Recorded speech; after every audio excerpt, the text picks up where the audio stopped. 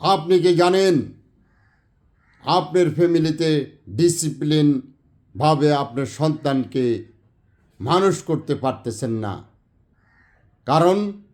কারণ হলো সারা দেশের রাজনীতি হতে শুরু করে, সমাজনীতি হতে শুরু করে, সরকার হতে শুরু করে সবাই অশৃঙ্খলার মাধ্যমে দেশ পরিচালনা করতেছে, ব্যবসা বাণিজ্য করতেছে, অফিস আদালত করতেছে। তাই আমি আহ্বান করব, সারা দেশের ডিসিপ্লিন আনতে হলে সবাই ঐক্যবদ্ধ হতে হবে। তাহলে আপনার ফ্যামিলিতেও ডিসিপ্লিন আসবে। মানবাধিকার তরফ থেকে আহ্বান, সবাই ঐক্যবদ্ধ হন, মানবাধিকারে সম্পৃক্ত হন, দেশকে ডিসিপ্লিন আনার জন্য এগিয়ে আসুন।